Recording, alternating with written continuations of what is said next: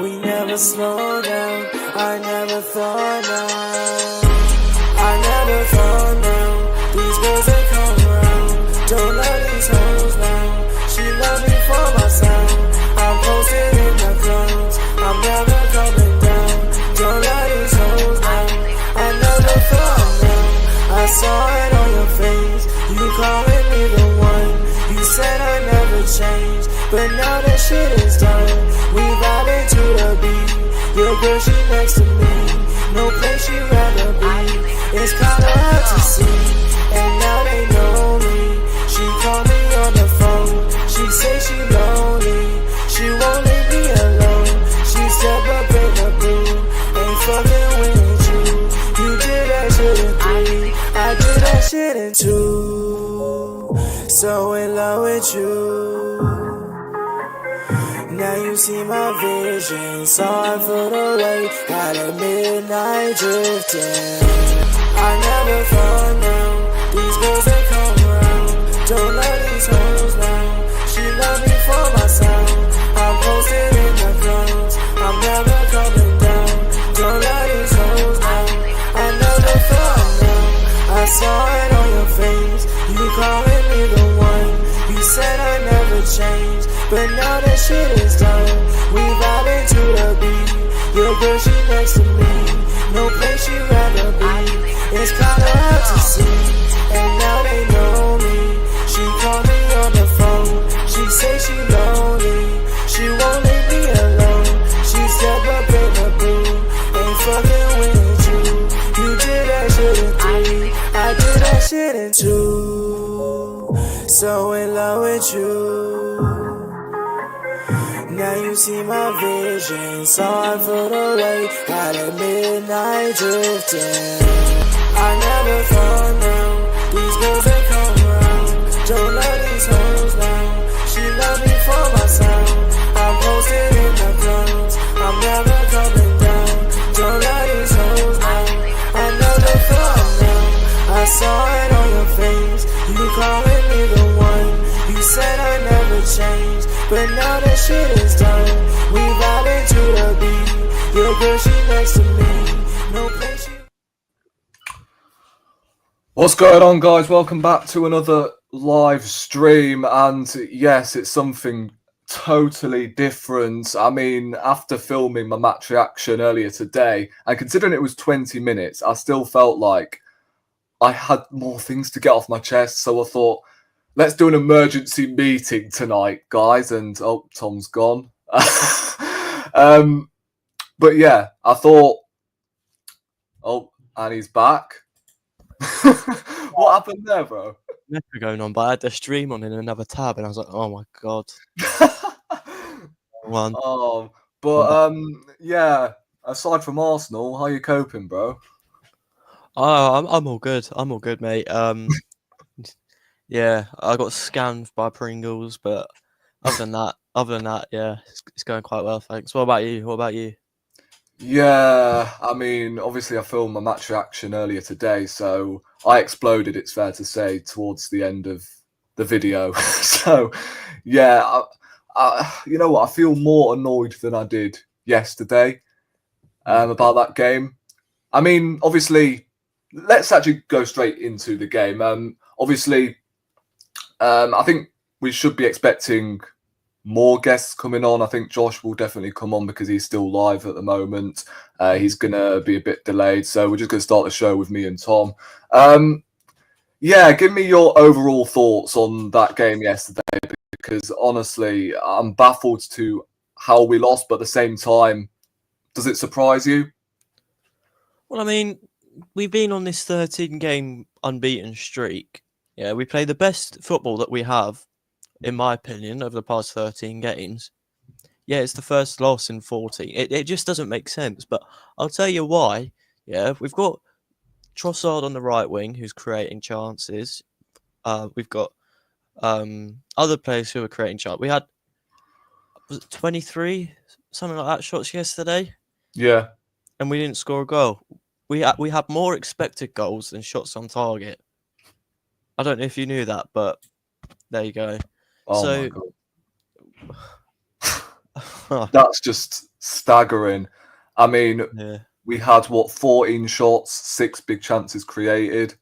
Yeah, and it was just it showed it was a match that showed our weaknesses really, and that was up front, struggling to score goals. I thought Martinelli was quite unlucky. He made a good central run um into the box and obviously hit the post. I thought that was quite unlucky, if anything. I think Martinelli from a few years ago definitely scores that, but I think obviously Havertz missed a sitter as well in the second half, and it hits his shoulder. He doesn't actually head it; it hits his shoulder.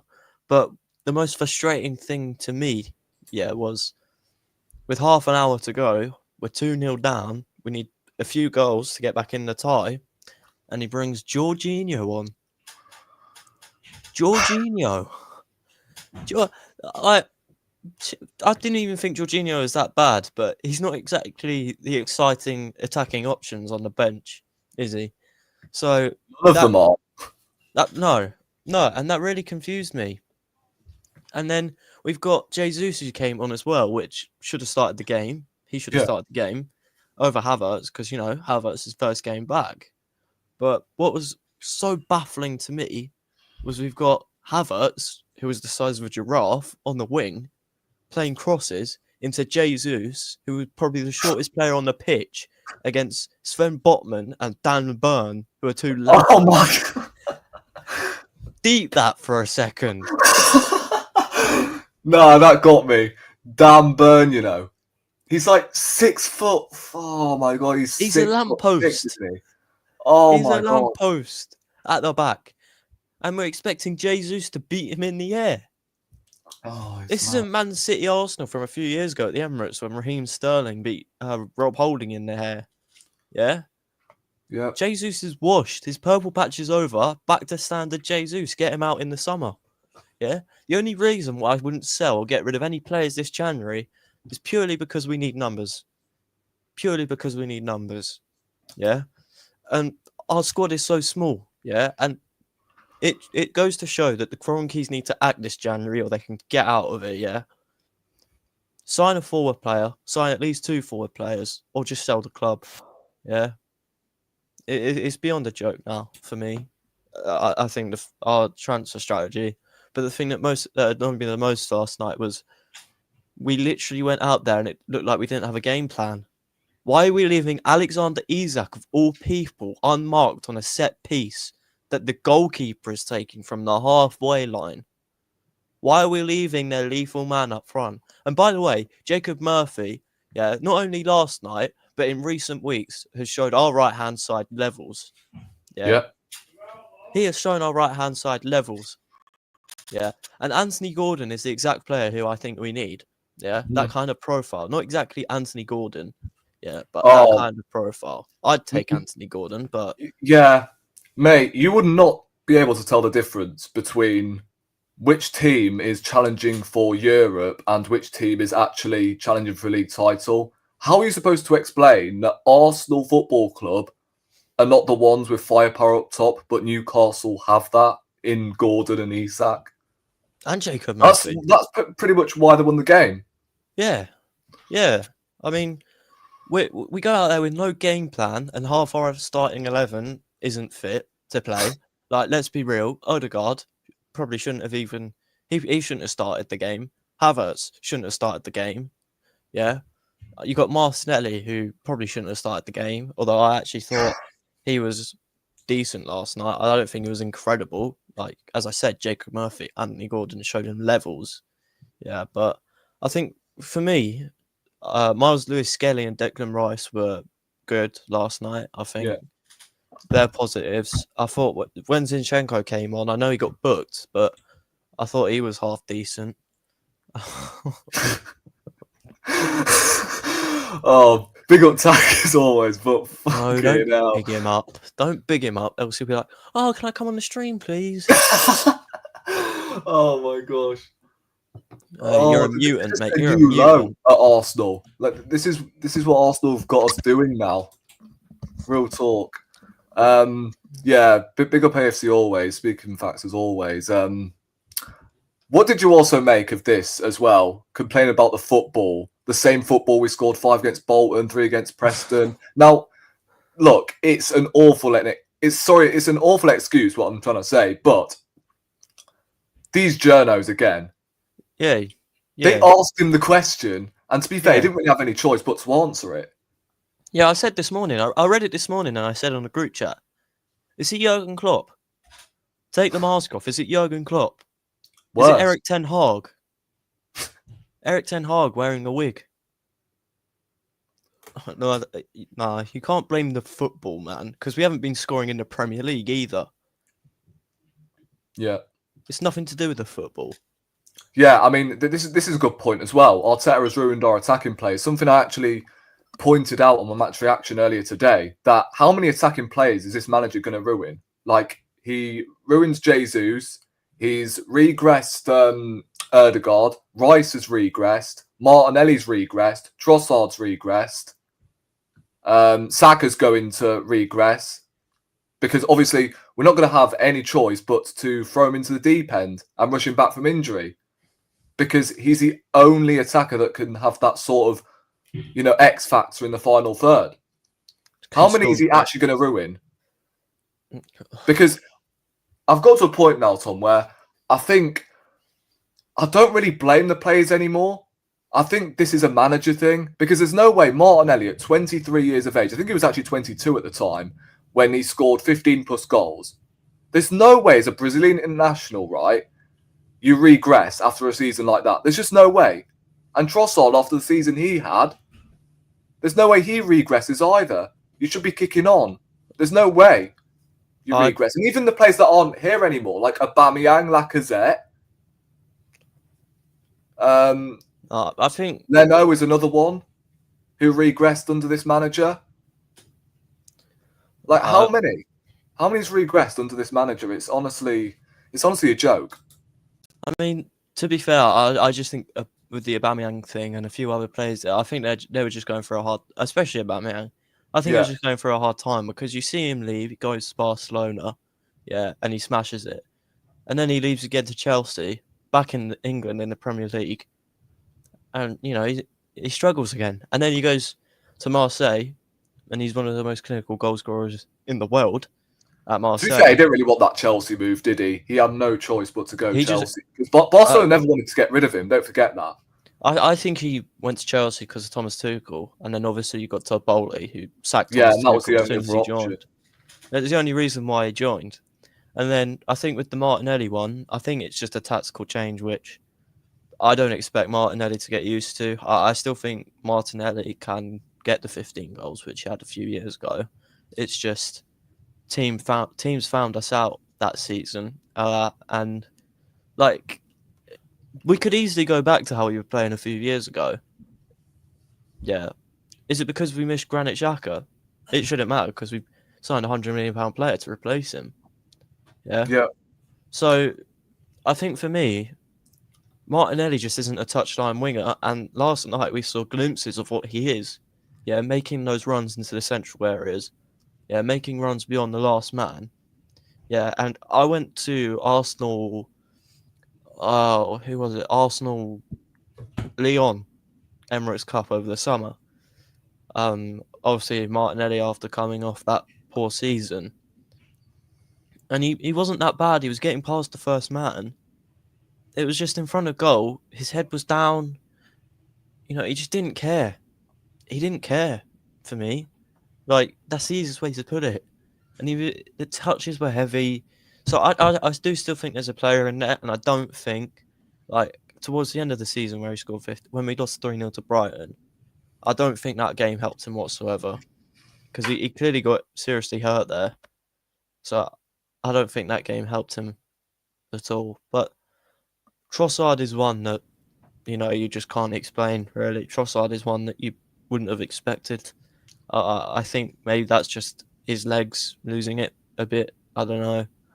I mean, Lacazette, he was poor for a few years, especially his last season. Sterling is another one. I mean, Sterling. what do you make of this situation as well? Fucking Sterling. What Sterling situation? What do I make of that? Yeah, Well, I think that is just the most unnecessarily pointless signing in world football. yeah, Yeah. I mean, he comes here, all we've got to do is pay him what, a third of his wages. We don't have to yeah, pay a fee for him. It's just a straight loan. Yeah. yeah. He must have been shagging Win the Dog or something. Why, when Martinelli and Trossard are in poor form, is he not getting a shout? This is what I've been saying. Like, that's his signing. It can't be that bad, surely. It's got to be some sort of training thing. Yeah, Yeah? like, he got 18 GA last season for Chelsea. I mean, it's not that bad considering Chelsea were poor for the majority of last season. Saka's out. We're struggling for consistency down that right-hand side with the players that we're playing there. We saw Havertz there last night, yeah? Havertz, Trossard, Jesus has been there, Ranieri's been there, Martinelli's been there. No one's been consistent. I mean, I do think if Ranieri stayed fit, he'd be there consistently, but you can't rely on a 17-year-old. So I want to see Sterling in this team for the next few weeks. Yeah, so he can show us what he's actually about. Start him against Man United on the weekend. Yeah. And see how it goes from there. I think that's what I'd do. And then, obviously this manager has signed attackers like Willian, who he didn't ruin. He didn't ruin Willian. He was already really like bad. Yeah, but he was better. He was better that season, wasn't he? Before he moved. And then Jesus, I think arguably you could say Jesus was overrun, rushing him back from a few knee surgeries. Yeah, that's what I'm saying. Like, Trossard won Player of the Month. Not just one knee surgery, multiple surgeries. And whose fault is that? It's either the medical staff or Arteta. I think it's the manager, though, because Trossard won Player of the Month, I remember. Was it like April? I can't remember. No, it wasn't April. It was about February, March time. Trossard won Player of the Month. Think about it. Yeah. Jesus does his knee in December. Yeah. He's back in a few months. Timber does his knee in August. He gets the year off. What? Where's the consistent? Saka will be out before the start of before the end of the season. Yeah, and I don't want him to be back before the end of the season. He needs a rest. Yeah. Yeah. He's just had a surgery. If you rush him back too early, he won't be the same player. So yeah. Yeah, like this is what I'm saying. That's why this transfer window is huge for Arsenal. Like, we can't afford to dither about and just do nothing. Like, the thing that's really annoyed me more than the result actually is how many hours has it been since the game last night? It's been about 24 to 48 hours, hasn't it? Yeah. Something like that. Where's the response? Surely any club who is ambitious enough, whatever, should be on the phone to any attacker, like literally any attacker. But I mean, who is maybe we are. quality. We've not seen any links today, which has really annoyed me. Maybe we really, are. really. The thing is, though, right, Rory, we might be, and the club might just be keeping it quiet, like we did with Kivior's a good example. Yeah, Fabio Vieira is a good example. Yeah. Maybe we just start, and we know we're not getting Marmoush. He's going to Man City. Fabrizio's come out and said that today. Oh, if he goes to Man City, we know we're not getting. We know we're not getting Rashford. Looks like he's going to go to AC Milan on loan. So for me, I think Dusan Vlahovic is out there. I think he'd probably be. I think he'd be all right. I would have taken personally. You got Mateus Cunha. Who I think is a very good player. Although I do think he's more of a Smith Rowe replacement than a number 9. And then you've got that Las Palmas guy who's a young prospect. I don't know much about him, but I mean for the future possibly. And then, this window we're not going to get a big player like Rafael Leao or Rodrigo from Real Madrid.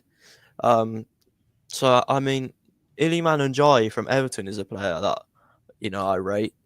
I think he'd probably be all right. I don't know if you've been watching him recently, Yeah, but he's a good player, but is he really a level raiser? Like, come on, we want level raisers here. yeah, I Because know. But are we going to get someone? As I've said, are we going to get someone like that in January? I don't know. well, We're not going to get well, the Isak. thing is, if Man City can do the same with Marmoush, like, and they're Yeah, arguably in worse form than us. Like, I don't think they're in the top four at the moment. So if they can get signings like that done in January, then why can't we? yeah. I get that. I get that, but I I mean, the thing I was going to say, right, yeah. and you like named the likes of Ndai and all of these sort of players in Burmo. When I was told, wind it back, I was told when we first got Champions League that this was going to be an attraction to the top players. Mikel Moreno. Name a top player that we have signed. Mikel Right, Moreno. obviously Declan Rice and I'd say David Raya, and then you got Timber. Them three, I guess. But look where we signed them from. Rice from West Ham, Raya from Brentford, Timber from Ajax.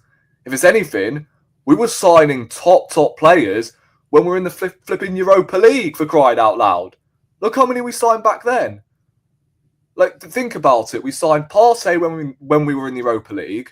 We signed Saliba when we were in the Europa League. Gabriel, Aubameyang, that's 5. Lacazette, Pepe is another one we signed. Like that's 7 already. So we were signing top players when we were playing in the Europa League. Even like when we weren't in Europe, we signed players like Erdegaard and Ben White.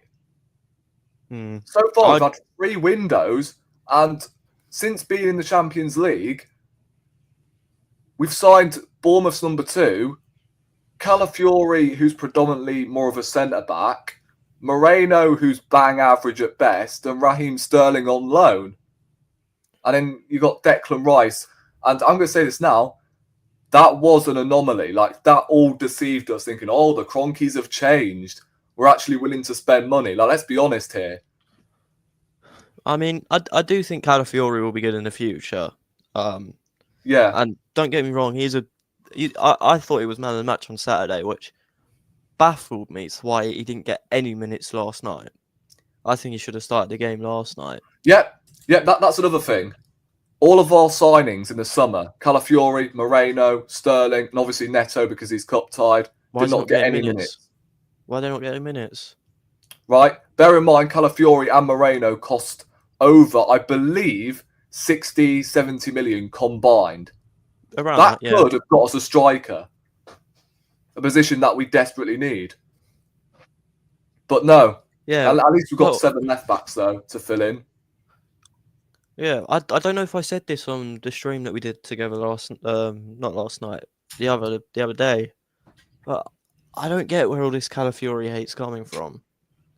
Yeah, you scroll through Twitter, Calafiori go back to Italy, Calafiori.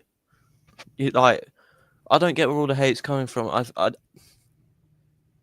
He's had a few games like where he's run past a few times. Yeah, he could have done better on the goal for Brentford, but I mean, I seriously don't think he's a bad player, and I do think, prospect wise, he will be a very top player. There's a reason why I believe Liverpool will link with him, Real Madrid. So yeah, Juventus another one. So yeah, I think in the future, AFC always, I got respect for you, but I think he'll be a top player in the future, and he's the only real summer signing where it's excited anyone, and it's actually, he was the best of a bad bunch in the summer. Yeah, you got a cup-tied goalkeeper for the cup. Yeah, oh that's the that's worst signing, baffling, isn't it? Worst signing behind Runnison for me ever. And then you've got Sterling, who can't get a game. You've got Mikel Moreno, who should be getting the role of Jorginho. Come in when needed, put in a 6 or a 7 out of 10. And then you've got David Raya on a permanent deal. I think that was a good bit of business and it needs to be done. But we had him from last season, though, so... I know, so can you really count that? I think we would have got him permanently last season anyway if... Yeah, I mean, do you think Sterling got given the number 30 shirt because of the amount of benches he's going to be rating so far this season?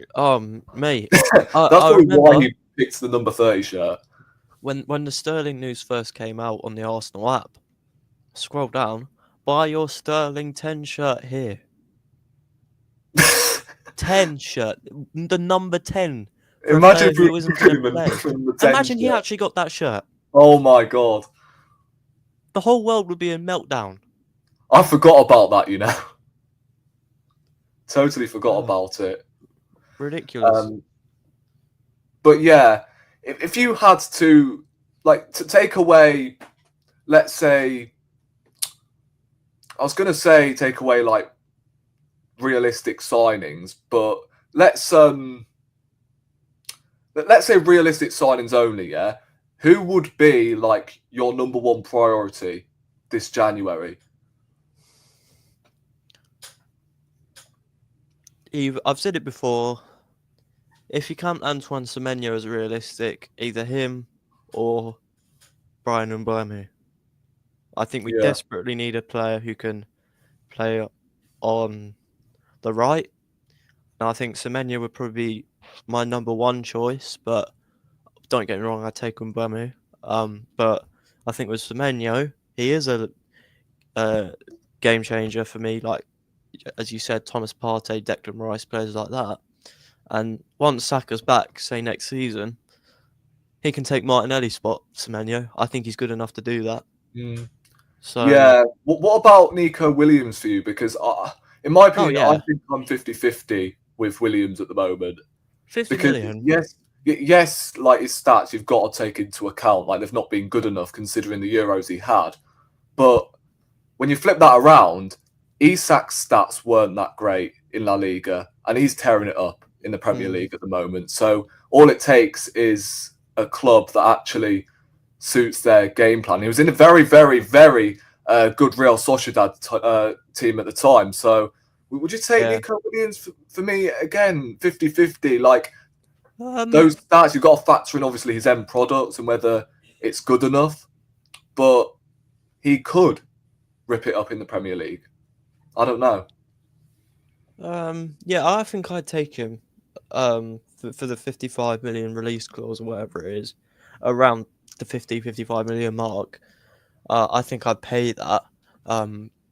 But yeah, after the Euros, where we saw him shine in a great Spain team, and then obviously goes to Bilbao, and you could argue that team wasn't as good as the Spain one.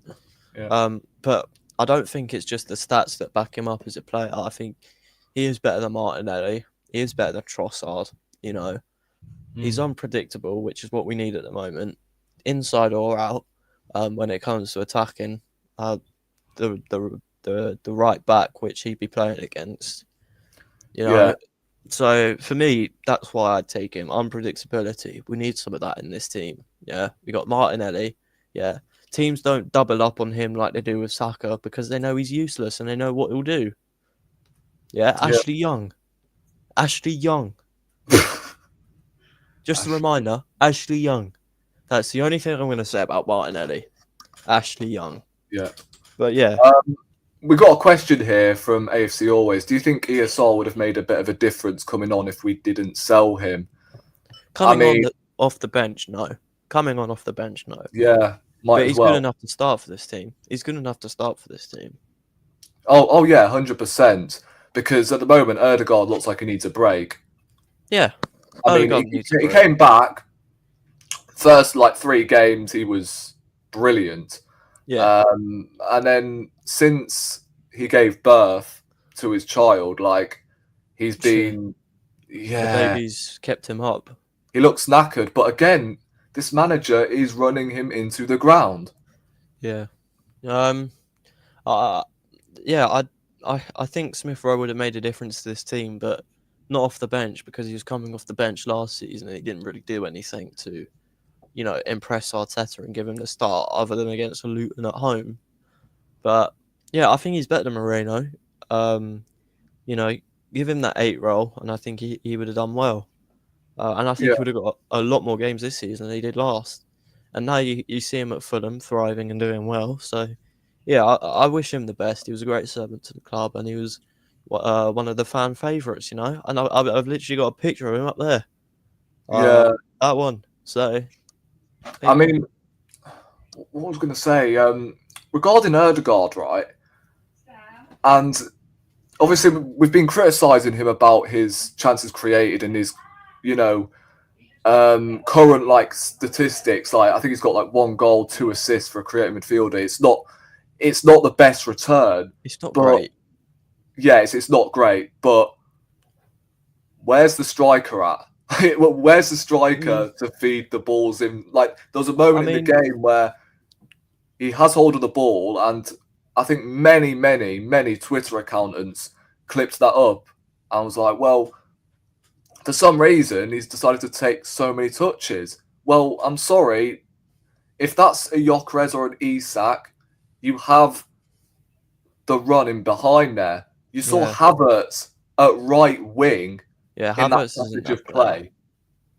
So I don't really blame Erdegaard whatsoever because, look, if you're a creative midfielder and you have that attack in front of you, like, come on, Yeah, come I mean, on. I like Kai Havertz. I think he's a great player and he's a good striker, but he's not the kind of player to run on the end of balls from Uh, the guard. Yeah, he's everywhere but the 18-yard box. And well, I was actually going to yeah, get on to Kai Havertz. And I tell you what, when people were on about Kai Havertz being one of our worst signings, I've been kind of defending Havertz a bit, like lately. I've been saying, nah, surely. Like, we've had worse players by far. After that performance last night and the way he's been performing lately, I kind of see where they're coming from. Because deep it, 65 million, he's the highest earner when really, like, should he be the highest earner when he's not the best player at the club? Like, how many players can you name that are better than Kai Havertz in this squad who should be earning more money than him? I can name about 10, maybe perhaps more than 10 that are better than Kai Havertz. I'd say Saliba, Gabriel, Saka, Erdegaard, Raya, Timber, Ben White. I've already named 7. I'd say Declan Rice is another one. So that's 8. That's 8 players who I I think am. should I be am on more so money than glad Kai you didn't say Havertz. Gabriel Jesus there. I'm so glad you didn't say Gabriel Jesus. But I didn't say no, but no, he is on. I mean, the thing is, how are we going to get rid of him? I don't know. I really don't. And the thing is, right, and seeing as last season and the way Kai Havertz was playing in the second half of the season, it's hard to say that I prefer Jesus to Havertz at the moment. It really is. I still prefer Havertz. I can't To even me, lie, I prefer Jesus at the moment because an informed Jesus at the moment who actually knows where the back of the net is when he has like service in front of him at the moment anyway, he scores that header. I'm going to say that now. The confidence he's in at the moment, if that ball fell to him, I'm pretty sure he's burying that. But Havertz, for me, another question as well, like how many strikers we have had in the Emirates era are better than Kai Havertz? Nicholas Bentner, I think, was better. I think, obviously, Van Persie, Aubameyang was better.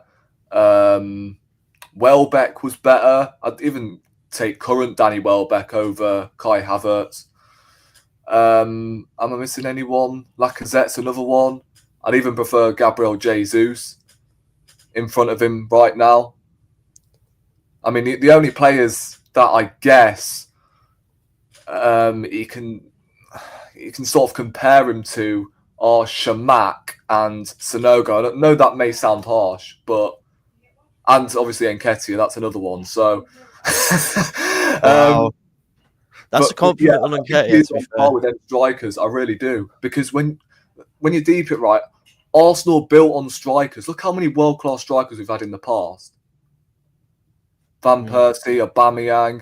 I wouldn't say Lacazette was world-class, but him and Aubameyang have like over 30 goal contributions under Emery. I'm trying to think who else. We had, obviously, Bergkamp wasn't really a striker. He was more of a centre attacking midfielder, but he obviously played alongside Henry. So I don't think he necessarily counts as a striker. So, yeah, we've definitely had strikers over the years where we go, yeah, they're world class. And like Henry pretty much created the foundation of, our quest to signing strikers, pretty much, because that's how good he was. He was one of the best players of all time in the Premier League.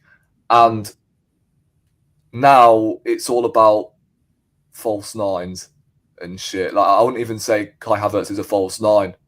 I'd say he's just false at the moment. Wow. Yeah, I mean, what do you make of Kai Havertz at the moment? Because honestly, I don't know about you. I'm not saying sell him, but he's a squad player. But at the same time, you spend 65 million to have on the bench. Like, well, I think like with Havertz, he started the season well. Last season was good, as you said. I think in terms of a system player, he's been good, and I think at the moment he is injured. He's feeling fatigue. He had this illness which kept him out for a few games, but he's another one who's being overrun by Arteta when you've got Jesus on the bench. For me, he shouldn't have played against Crystal Palace. Ipswich, he didn't have to play.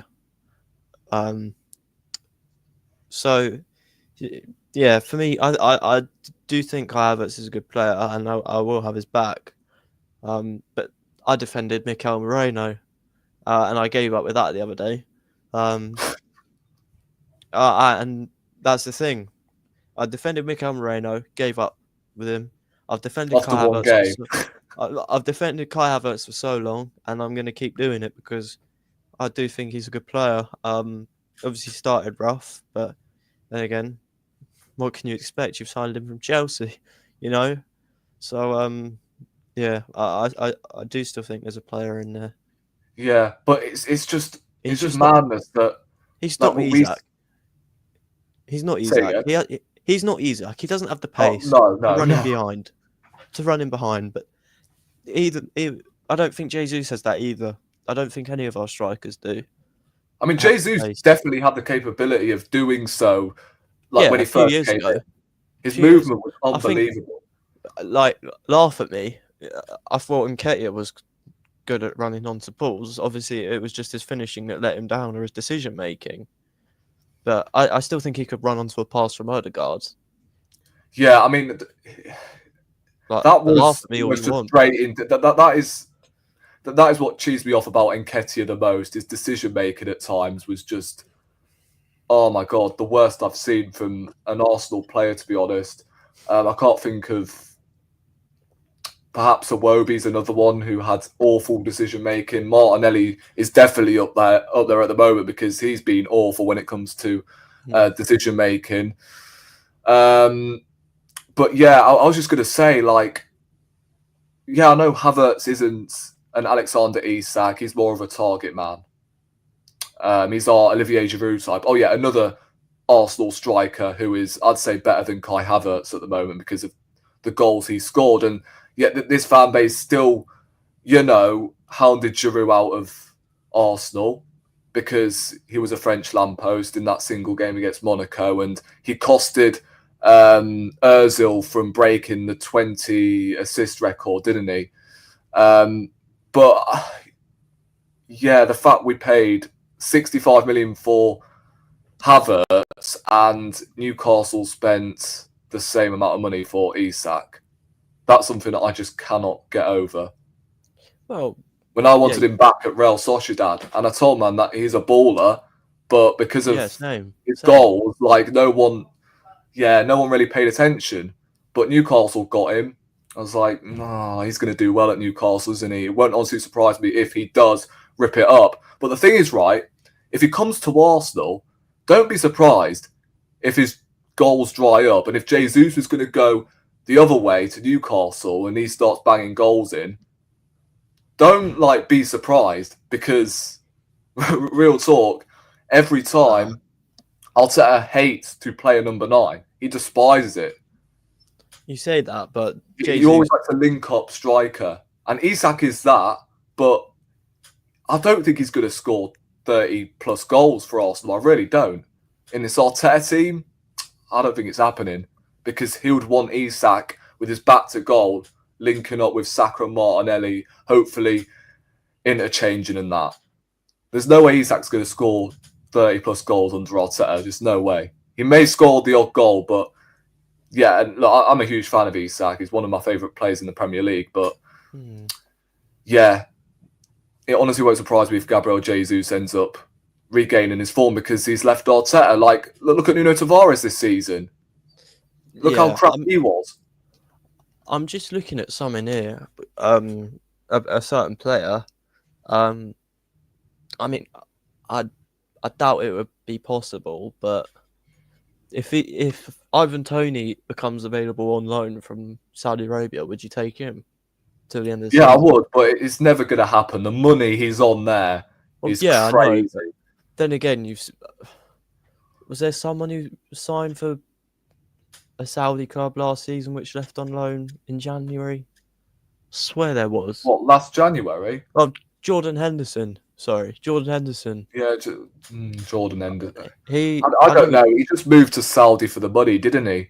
Well, yeah, I know it's Jordan Henderson, and he left Liverpool because he was going down in his career. But he signs for Saudi Arabia, doesn't really like it over there, and then he leaves again. So I don't think it would be an impossible thing to pull off. And I think Ivan Toney's a boss man, so. Yeah, I mean, this is the issue. Not to say, obviously, to sell Gabriel, because that's stupid, but look how, oh my God, the wages some of these players are on. Like, Havertz is on over 200, Jesus on 270, Saka's on, again, over 270 as well. Like, it's honestly baffling, and no wonder we don't get money for players, because the wages are just too high. Too much control. I think the players get a lot of say on it, and they get what they want. Yeah, Jesus and Havertz on 550k a week combined have less goals combined than Chris Wood and Danny Welbeck. It's very embarrassing. Honestly, I think Danny Welbeck at Arsenal, despite he was, Bambi on ice at times, I'd was love him better. back. Yeah, I'd love him back. I don't know. Arsenal level, I don't think he was ever that guy, but he was better. He was better than Havertz, 100%. Sanogo. I don't think Sanogo and Shamak were any better than Havertz. I think that's a bit of a stretch. Shamak was lazy, and Sanogo, I mean, don't even get me started. The knee injuries have ruined Jesus 100%, but again, the manager's run him to the ground, hasn't he? He rushed him back when he didn't need to. We had Trossard through the middle, Saka on the right, and then Martinelli on the left. We had a perfect format, and the manager decided, I'm going to throw in Gabriel Jesus instead of just managing him well. And yeah, fair enough, still start him in games, but he started every single game in that run-in when he shouldn't have. when he just had a 3-month injury. So, yeah, I think the manager's to blame for that one. Martinelli needs a neck brace to hold his head up. You look at the moment when he shot and hit the post, he should have laid it off to Havertz. Havertz was on the box, was he? No. He was in the box. Havertz doesn't have the pace to keep up with Martinelli. Surely he was in the box. You know what? I never really paid too much attention to who was around Martinelli at the time. I was just paying attention to Martinelli one-on-one with the keeper. Yeah. Should be scoring. I think he should have gone far post, or he should have hit it low. If you want to go near post. Rory Arteta has not signed one French player. Has he not? Is that actually true? He's not signed one French player. He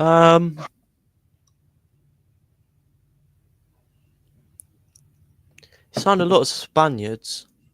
yeah. Let me have a look. Transfer marked.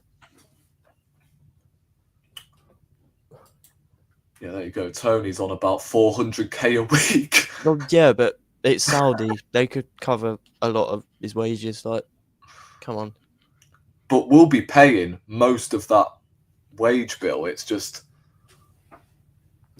ridiculous. Emery signs Lee. But that's another thing as well. Like, the best players in this squad and the most important players in this squad are arguably Saka and Saliba, and this manager didn't sign them.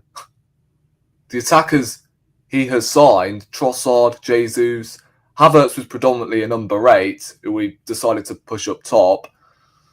And now you've just caused a whole conundrum to yourself, haven't you? Because you've left a hole in the number 8 role and in the false 9 role.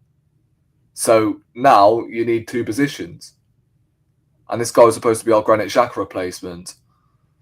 I don't think... I think you are right. AFC always. Yeah, I don't think we have signed the French... I think the first transfer window we signed Cedric and Mari. And then we signed Partey, Gabriel... Gabriel, Pablo Mari permanently. Runnison, Willian, Matt Ryan, who remembers him? Oh my god. Well, to be fair, he wasn't that bad for the 2 games he played. Yeah. Did he play 2 games? I don't even remember them, to be honest. Villa and Fulham, yeah. He also away.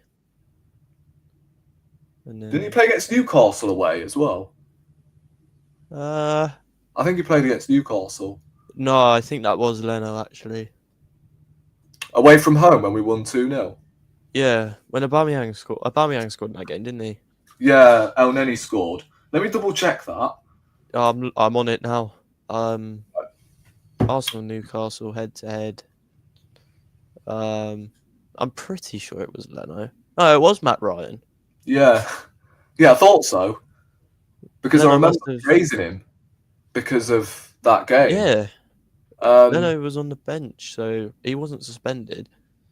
Yeah, I think we had a Europa League game, didn't we? So we wanted to rest our players for that. I think it was Still played Granit Xhaka at left back. Did we play Saka at left back in that game? Fucking hell. Xhaka, sorry. Xhaka. Oh, Xhaka. Who do we sign in the... Oh, my day. There was actually so many players, you know. Ben White, Odegaard. Ben White. Tomiyasu, Saka. Not Saka, Ramsdale, sorry. You got Ramsdale, White, Tomiyasu, Odegaard. There was one other. Oh my god, that's really bad. Who was the other one? What, in the 21-22 season? Yeah. So we signed Odegaard, Tavares, Lokonga. Sorry. White, Lokonga, Ramsdale, Tavares, and then the 2022-23 season we signed Marquinhos, Jesus, Zinchenko. Trusty that season as well. Yeah. And then who else? And in 23-24 season we signed Not Erdogan. What am I about? Rice, Raya, Havertz. Yeah, I think you're right. I don't think we have signed a French player under this manager. It's all right though. We'll get Colin Moani. Oh gosh, if we get him. I mean, Jules Arteta's the Koundé. second highest paid manager in football, 15 million a year. Yeah, I was going to get on to that next. What do you make of Arteta at the moment? Because I've cut my losses with He Arteta needs at the help. moment. Because... Say again. He needs help from the board. Yeah, that's a must. But I mean, at the end of the day, he needs to I wouldn't get rid of make him. these decisions. You know what I'm saying? He needs to be more ruthless than he is at the moment. Yeah, I wouldn't get rid of him just No yet. loyalty, but at the end of the day, I've said it for a few weeks. Nice. I've said it for a few weeks. Successful season for me would be one trophy, at least, and a top 4 finish in the Premier League, preferably up there in the Premier League. But I think if we get a trophy and top 4, I think the Carabao Cup looks unlikely now. But yeah, you know, I was saying the other day to someone at school, you know, Arsenal aren't actually out of anything right now. Yeah. We could drop points in the Premier League, but equally so could Liverpool. Yeah. Yeah.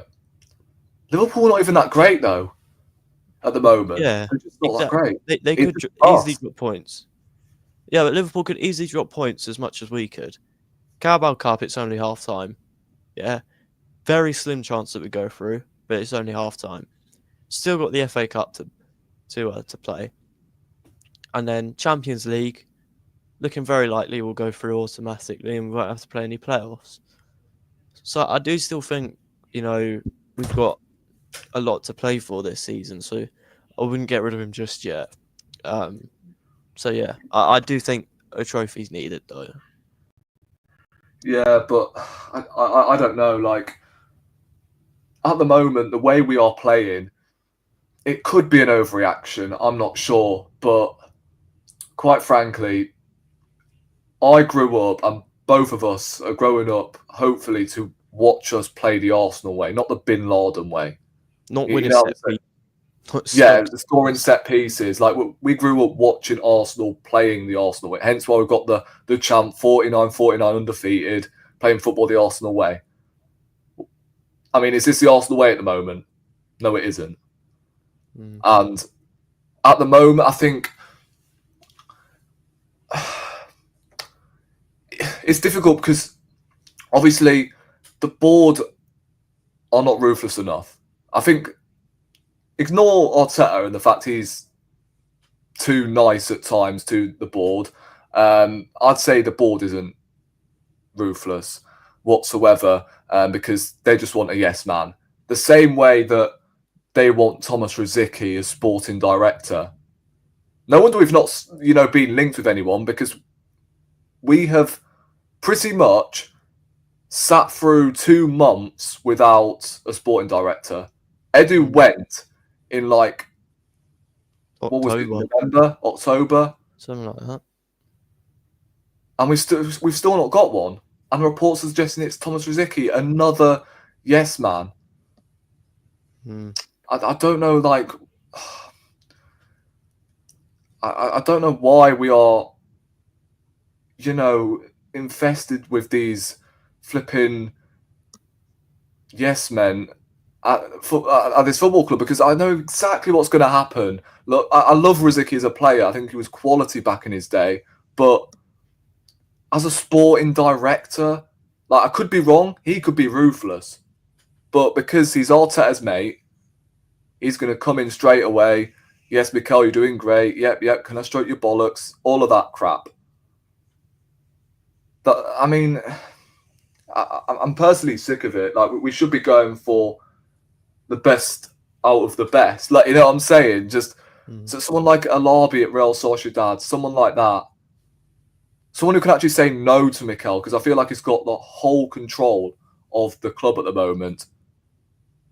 So, for me, I think the whole reason why I said get rid of the manager at the time was because I feel like the way we are playing, I don't want him to tarnish whatever he did in the past, because no doubt we've had some brilliant moments under Mikel Arteta.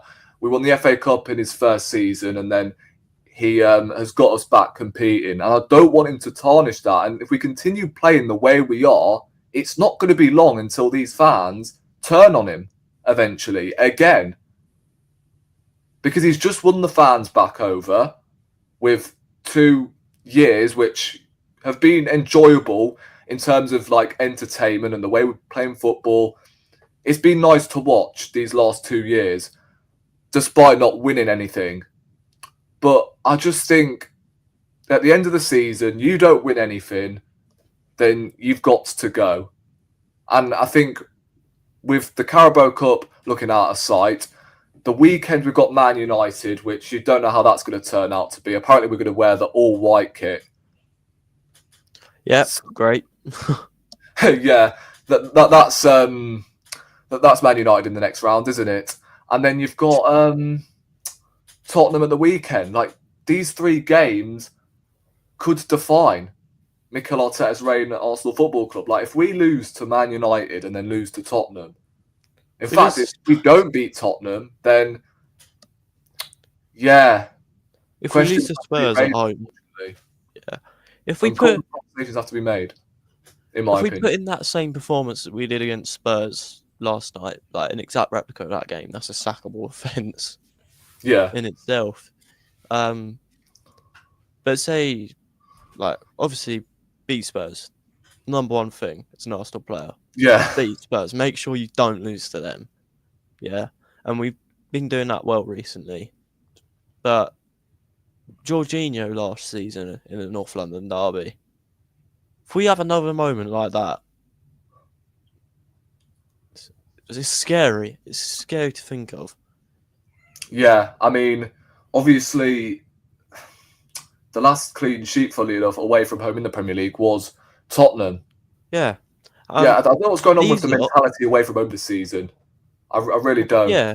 These lot, yes, Spurs, I'm talking about, they can score goals. They can't defend, but they can score goals. They've been scoring quite a lot recently. Scored against Newcastle, 3 against Liverpool, 4 against United.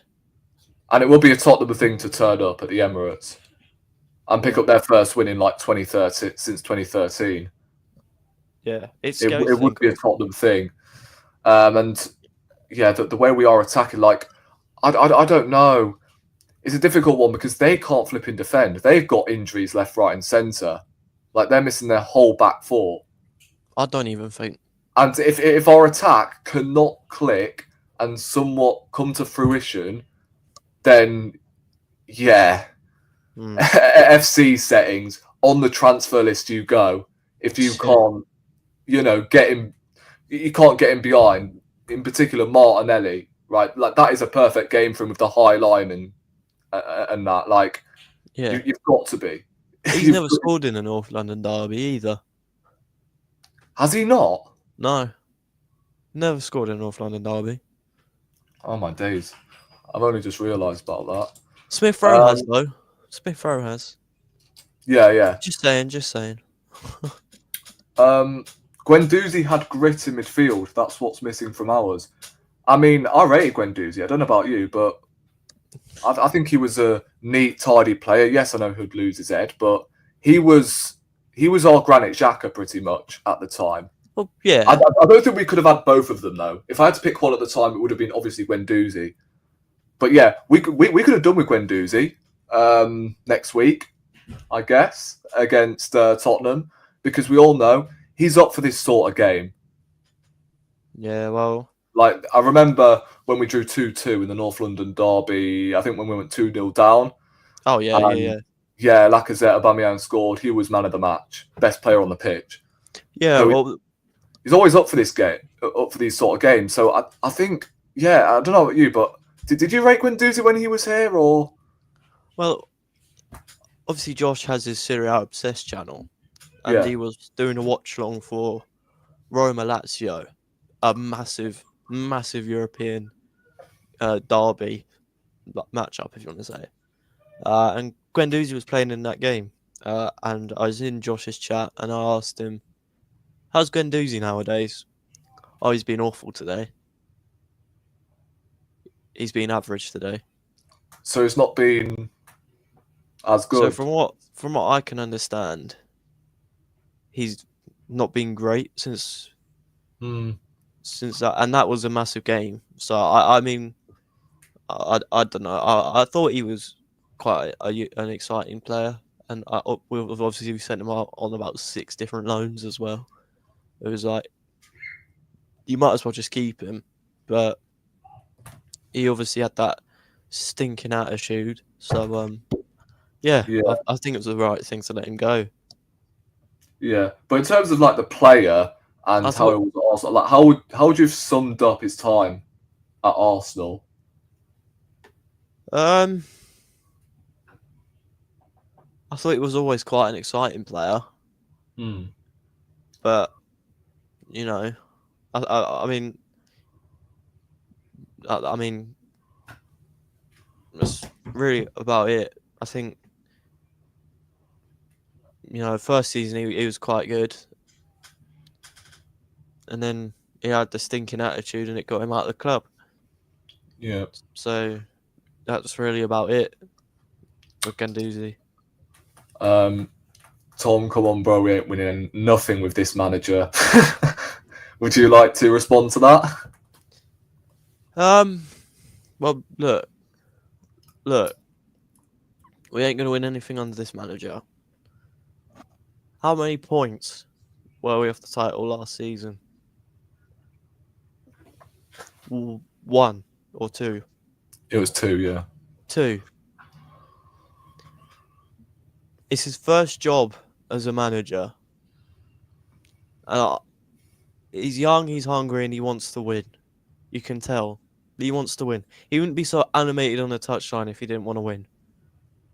Yeah, which is why we've got the media and rival fans going, "Oh, why is he so animated?" He shows passion for the club. Showed it as a player and now as a manager as well. You can doubt his qualities all you like, but I wouldn't sack him just yet.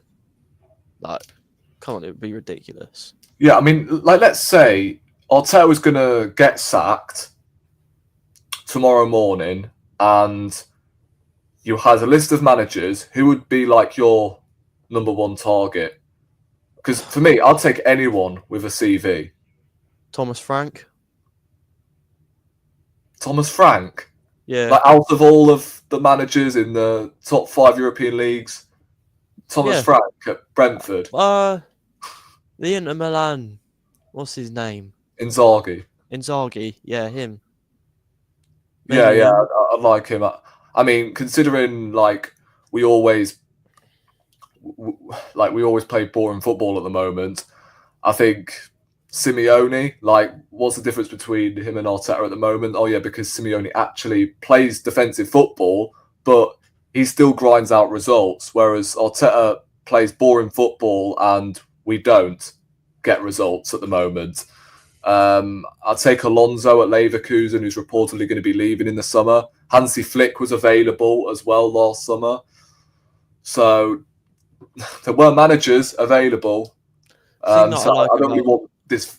I don't want this fan base to run down my throat, ask me, "Oh, who's gonna come in, right? Who's better than Arteta?" Let me say this now, right? Arteta, he leaves at the end of the season. Should we just fold the whole football club down? Should we just go and watch a different sport, or are we going to continue watching, the club? Oh, he's gone. Josh, I see your comment in the chat. Josh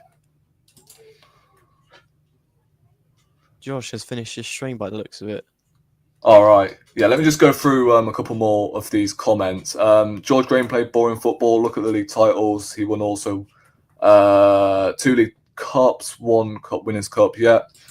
Arteta can't manage injuries, squads, lineups, or manage to use players in their correct positions. We're a big club with no elite manager, no elite director, and no elite players. I think we do have elite players, but this manager cannot seem to gel this team. Like, say if they're out injured, suspended, whatever, cannot find a way. And we've always said that this manager never has a plan B. That's the point. Rory, 3 hot dogs. Yeah. Disgrace. A disgracia, guys. Jacques had 1 good season out of 7, and don't forget when he told the fans to F off and disrespected the badge, and also football club throwing his shirt down. I can't even lie. I think this version of Granit Xhaka would be beneficial in this Arsenal team. We miss him. I can't even lie. How much I despise that geezer. I think he gave us something different. Big up Josh in the chat as well. Yo, you guys wrapping up or are you still going on for a bit? Yeah, we'll probably go on for another, I don't know, is there a certain amount of time you've got to bounce or... how long? No, I mean, I could probably go for 40 minutes maybe. So yeah, we might go on for another 20. So I've put the link in the WhatsApp group chat. Yeah, in the group chat, Josh. So you can come on if you want to and have your say. I'm sure you've got a lot to get off your chest. Tom, how many points were we clear in March 2022-23 season? We were 8 points clear, and he bottled it. Yeah, I mean that's true. I think you can't blame. I don't think you can blame that on Arteta. For me personally, I think that was inexperience and youth in the players. You got Saka, who was a teenager. You got Odegaard, who was his first season as captain. So I don't think you can blame that on the manager. I think you got, Tom, we had your boy Rob Holding playing at centre half. He wasn't even that bad. Genuinely weren't even that bad. He's not Lieber's level. To be fair, I don't really pin the blame on Rob Holding. The reason why we actually lost the league. Ramsdale against Southampton, that game was honestly painful. I keep going over it because honestly, how we did not win that game, I ain't got a clue. See, look, you're listing players, so how can you blame the manager for that? That was inexperience in players. I'm sorry, but yeah. Inzaghi, Ancelotti, Simeone, Zidane, Bob the Builder. To be fair, this team needs a mega overhaul. It really does. We are still 7 or 8 positions short. Where's our Saliba backup? Where's our an out and out left back? Right, the out and out left back is actually on the bench, not being used.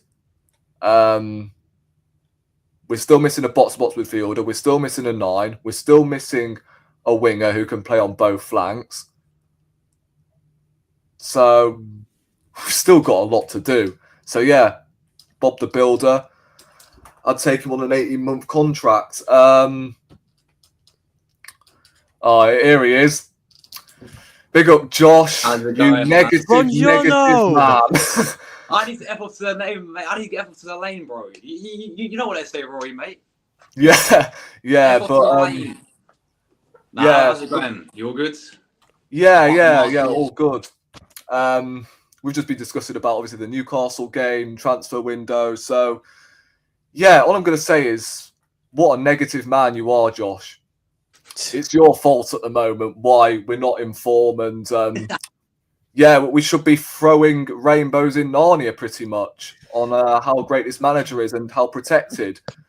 Probably one of the most protected managers I've seen in the Premier League anyway. But give us your thoughts on that game yesterday. I know we went on for 4 hours. For 4 hours yesterday on your channel. I just did a 2 hours stream with man like Seb, man. And you guys know what Seb's like, bro. This guy, mate. Nah, he's jokes. Big up to him every single time, man. Yeah. But give us your thoughts on that Newcastle game for starters, bro. Mate, honestly, where do you even start with this? Firstly, I mean, and you put it in the chat even before the game, Rory, about the record we had against them at the Emirates. They hadn't beat us at the Emirates since 2010. We was 4. Was you even born, Tom? I bet you were. He's like, I think 2 years. I think he's I'm like not 2 that years. young. Don't do me like that. Yeah, man, we was like 4 years old, Rory. I think Tom was like, I don't know, like 5 Yeah. or something. But anyway, it's years ago, people, yeah. Last time that they beat us at 2010, right? That alone, they had Bruno Guimaraes missing, just one of their key players suspended. They had Fabian Schär missing, one of their key defenders suspended, right? And that team we put out as well, other than Bukayo Saka, was only one of the strongest squads that we possibly could have gone with. My only issue with the lineup is, why would you bench Gabriel Jesus? Because this guy is the main reason why we got into the semi-final in the first place for me against Crystal Palace. Man stepped up, scored a hat-trick. What's his reward? He gets benched for that. For ill Kai Havertz, who came back from illness, starts over him. I don't think Jesus is, the answer. But what I will say is he's been on form recently. He's been scoring goals. Josh, I said this. Sorry to cut you off. I said good. this earlier. 30 minutes to go. You need a goal. What do? You bring Jorginho on and Jesus. Yeah, you've got Havertz on the wing and Jesus in the middle against Sven Botman and Dan Burn, who are lampposts, and you've got Kai Havertz, who could probably do them in the air, crossing it in to Jesus. Well, Gabriel's on the right flank at one point. Yeah, it's mad. It's mad. And it's like Gabriel was the worst player on the pitch for me last night. I thought he was poor. I thought he was woeful. Playing out from the back, he was atrocious. Yeah. Worst I've seen Saliba as well. Both of the two centre backs. Honestly, I've never seen them so petrified of Isak. Gabriel's worst That's obviously a testament to how good Isak is. I mean, they've got real quality, and then Kai Havertz, who we spent roughly the same amount of money as Newcastle did on Isak. It's madness. Yeah, it is madness. It's crazy into the day. Like as Tom said with the subs as well. Like we need a goal. We got a goal down. He brings on Zinchenko and Jorginho as well. And as you said, Jesus puts Havertz on the win. And this is not even the first time I've seen Havertz on the win this season. Yeah, it's like something. Even tactically, something's changed. You always seen in this guy drift out wide 24/7 to the win. Like when he was last season in the box, scoring all the goals last season. Yeah, because he's working really well for him. But then this manager keeps trying to change him around. Before when he got the illness, we put him midfield, didn't we? Again, for a few games. He has this habit of keep playing him in the midfield. Like when he was working last season, he's down the middle, because he's pretty, aerially good into like physical in the air, and he's pretty good when like height wise, He's good in the box, That's where he got most of his goals last season. Why are you playing him on the right wing? If anything, Jesus should be on the right wing. He's played there in the past. He's played there for us in the past as well, Jesus. Put him on the right wing, keep Havertz down the middle. But not just that, man. We had Raheem, Sterling on the bench, Nobody likes Sterling, to be honest, the signing as a whole, But I gotta say, I feel for this guy, man. Because this guy's getting no opportunity. Is this guy being shagging Win the Dog or something? This is been taking tips of Nuno Tavares, bad tips as well. Like, what is going on? It's crazy. Like this guy, and people say, "Oh, but he's came back from an injury." So why is he on the bench then? Why is he on the bench? Because he's probably wearing the number 30 because of the amount of benches he's rating this season. That's probably why he's got the number 30. It's that. And I think Tom, you pointed out earlier that I think there was rumours suggesting that he could have got the number 10 shirt. No, it came out. There was rumours about that. Just imagine. Oh my days! He got that number 10 shirt. I've got screenshotted evidence. The club said it. God. Man could have got number 10, number 10. But no, like listen, like that was the Arteta got completely wrong tactically wise. It's an Eddie Howe masterclass, by the way. And that's what I will give credit to Newcastle. They came to the Emirates. They look fired up for it as well. That's a team that's well organised. And you compare that attack to ours as well, as you said earlier, right? Alexander Isak. I said it earlier yesterday's stream. Like Saliba, we know he's a Rolls Royce, but bro, I've never seen him get done like that. Never seen him. There's a moment, I think, in the first half where he completely cooked Saliba. He went in for the tackle and he completely misjudged it and everything. I was like, nah, this Isak guy's he's something good. Not just because he scored against us, but you look at his overall play. Like there's 3 players on him at one point, 3 of our players on him, and he still got out. Like he's so good in the tight spaces as well. This guy is quality. I get the price tag now. Like I get it. And Honestly, that is, and we had the chance to sign him from Sociedad. Yeah, everyone was tracking the number plate. Oh, Isak's registered his car in London, like with the FBI and all this, and he ended up going to Newcastle in the end. He's a player we should have got. You know, they pay 63 million when we pay 65 for Kai Havertz. You know, so another big missed opportunity there. But Isak's absolutely quality. He absolutely rinsed us. He cooked us last night. And it was just, you know, the same old Arsenal. Even the chance we missed as well was pathetic. Martinelli, one-on-one chance, hits the post. You know, Timber misses Kai Havertz. Fucking hell. I mean, how did he miss that one? I mean, I said it earlier. I think Jesus would have scored that at the moment. The form he's on at the moment, he would have scored. All day long. All day long. Tom's Tom's dip. But nah, all day long, man. This is a problem, man. Like, he's back. There he is. But yeah, no, like that was a problem yesterday as well. We had chances ourselves, and we so wasteful in front of goal. So it's like it's what it's been all seasons, effectively in certain games. You know, other than the Palace when we battered them, maybe Sporting when we West Ham, but other than those sort of certain games, it's been awful in the final third. The attack's been shocking, and yeah, overall, mate. I mean, first legs for I think it's done now. I think the tie's done. You know, this is going second leg against a Newcastle side that already 2-0 up. You know, we have to score at least. I know it's 2 to get to penalties, but to win the game is 3. Right. Yeah. Bear in mind we've not scored in the last 2 meetings against them. Bear in mind we've had 2 shots on target in the past 2 years against Newcastle at St James's Park, and we expect to go and keep a clean sheet. And you know, because they were very good on the transition, they're very good on the counter attacks as well. You know, so like we have to keep a clean sheet as well as score at least 3 goals or 2 goals, wherever it may be, to try and get to the final. I think it's done. It's done. Honestly, there's no way we're scoring there. Nah. Without conceding as well. Yeah, exactly. Like, we've not kept a clean sheet away from home since September. Facts, exactly. Mate, like, how? That's another cup in the bin as well. Another Carabao Cup in the bin. And we was looking into this semi-final, yeah? Remember when the draw happened, we was like, you know what? I think we got a decent sort of tie here. Because it could have been Liverpool, 2 legs, going to Anfield and all this. You know, it's better to play them for me in a one-off at Wembley because, you know, we're really good at Wembley and all this. We could have done at Wembley. But we was like looking at Newcastle, we should be getting over this in 2 legs, especially at the Emirates. You know, like that's our first loss at the Emirates this season as well. Yeah. It's like absolute disgrace, man. Arteta got it completely wrong. Another cup in the bin.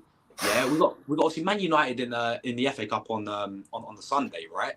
I swear to you, if he throws that away as well, the season's done if that happens. Yeah. And if we lose to Tottenham, that for me is the nail in the coffin. And you know what? That would be such a Spursy thing to do, to beat us in our own gaff. Exactly. The way they've been playing as well this season. Fucking hell. No way, mate. No way. Yeah, if they actually dent our bloody title chances, I'm actually deactivated. Yeah. Another thing as well, like, I think I mentioned earlier, it wasn't just the result that like really annoyed me, but it's the response after. I'm not talking about the Arteta press conference. Don't worry, mate. Fine. Don't worry. But it's the response. Like we are approximately. I mean, I'm not a master at maths. You know it already, but we're like 24, 48 hours, I presume, since that game went down. Yeah. Where's the response with signings? Because I'm pretty sure every Arsenal fan and Win the Dog is screaming for signings, for attacking players in particular. Facts. We're not linked with any. We've just seen Obama Mamouche go to Man City, right? Yeah. Pretty much. Hello, Arsenal. Basically a done deal. Basically, yeah. I mean, I'm sorry. Why are we not all over it? Like, I'm not even contradicting myself. Like, oh, we should be signing him within 8 days of a window. But we should be in the race for him.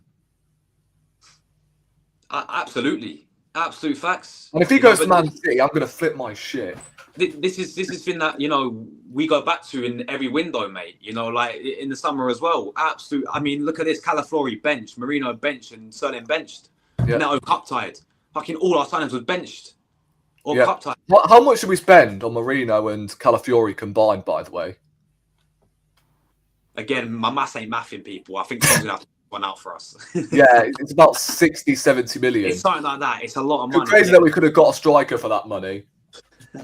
This is the thing, man.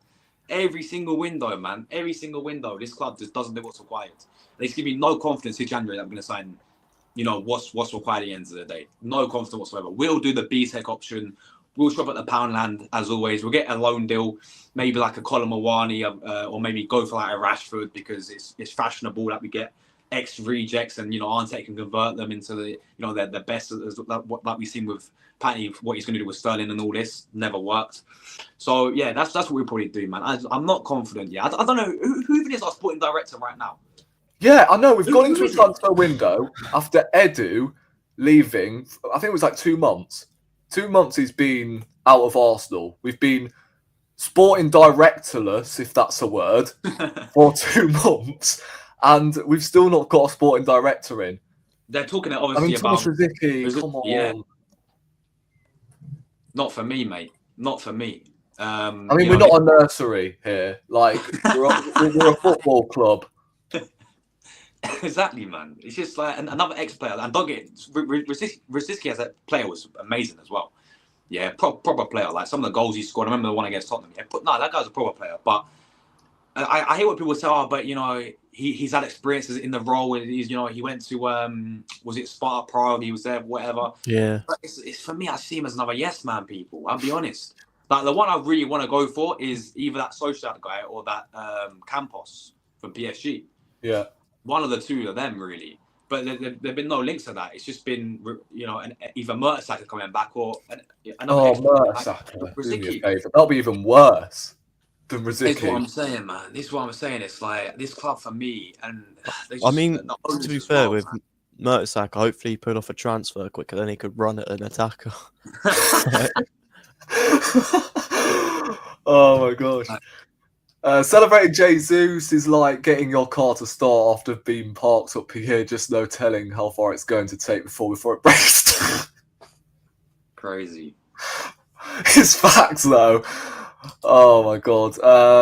Josh, you and the panel kept me awake till 1:45 Thank you, man. a.m. Appreciate that. No, I appreciate it. Yeah. It was a great stream, man. 4 hours straight. It's Arsenal for every sentence, man. Literally. Yeah, Eddie Howe schooled Arteta yet again. Eddie Howe owns Mikel. Exactly. I mean, that's the difference between like a manager who isn't tactically afraid to go for the game and who is overall tactically better than Mikel Arteta.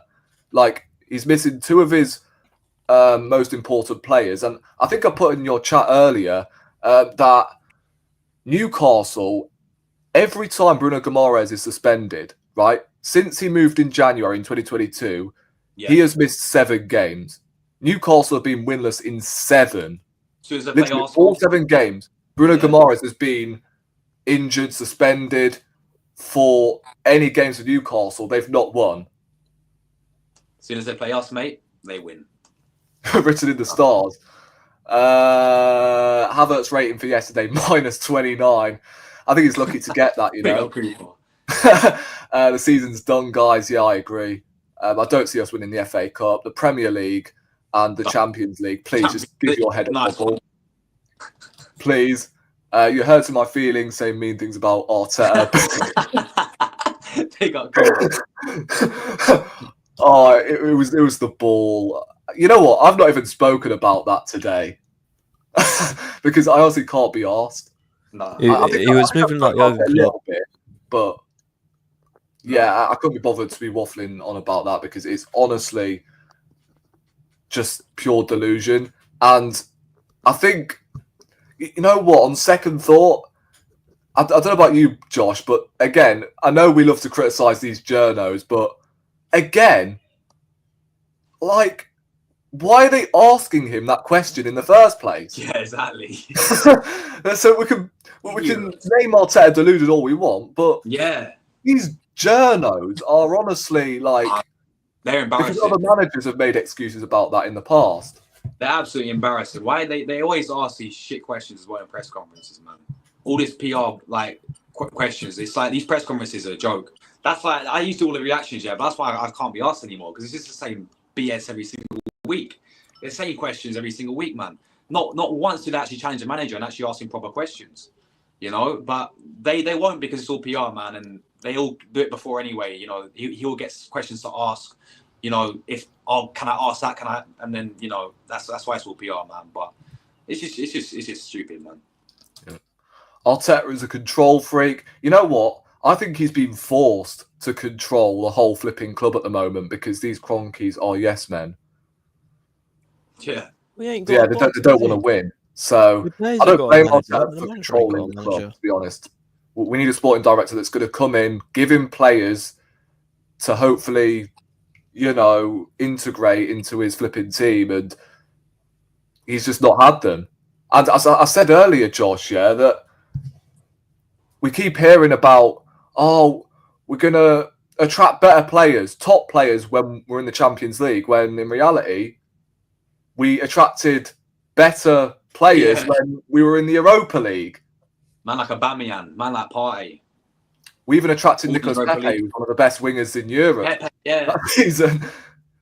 Gabriel was another one we attracted as well. I know he wasn't a top player at the time, but still, like, he was one of the best defenders in the French league that season. So, yeah, apart from Declan Rice, Timber, Raya, who have been really good for us, to be fair, but look where we signed them from. West Ham, Ajax, Brentford. I mean, you're telling me 2 seasons into the Champions League, we're being told that we're going to sign top players, and we end up with Bournemouth's number 2.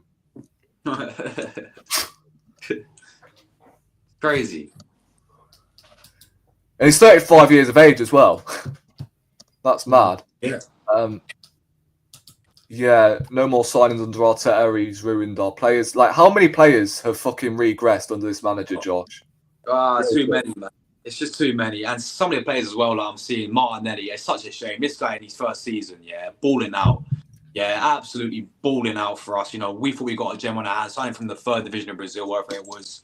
Yeah, this guy was cooking, absolutely cooking. And now what we're seeing with Martinelli, just like, he's just, I don't know what's happened to this guy, man. But what also, I mean, that chance he missed, I've been banging about him playing as a main striker. Because at least that chance he missed, he actually got in behind, used his pace for once, down centrally. And he's wasteful in front of the goal and he should have scored 100%. But I've been batting on because when we first signed him, we played him as a striker and he was doing bits there, man. But yeah, it's this whole list, man. So many players have regressed on this manager. And that does give me confidence. Like, even if we sign, some new signings in the January, is he going to get the best out of them? Probably not. No. Yeah, I mean, even like the players that are no longer here, Aubameyang and Lacazette, they had like 30 plus contributions between them, didn't they? Yeah. Until Arteta came in. There's just too many. I mean, Saka, when he comes back, guaranteed he's going to throw him back into the team because he's the only one with the X factor. He's the only one, so he has no choice but to throw him back into the team. If we do not sign a winger who can play on Saka's side, then he's going to throw him back into the team. He really is. The recruitment has been really poor. It's been poor for years, mate. I can't even lie. And in January, like, when have we ever had a good January?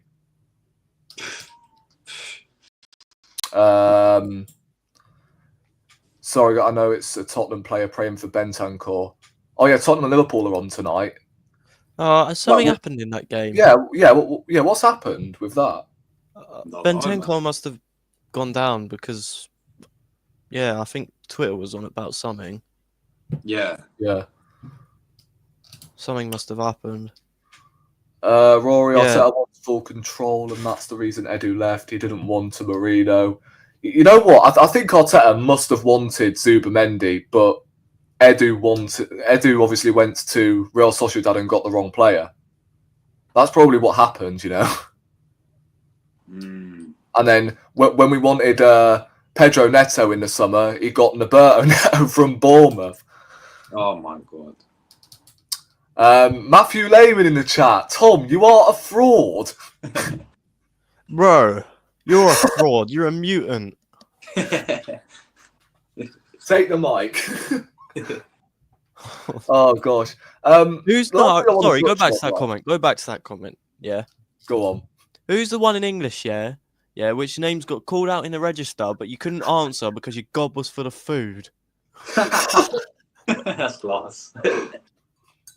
Yeah. But yeah, the last thing I want to touch on before we wrap up, yeah, and I think I asked the same question to Tom, yeah.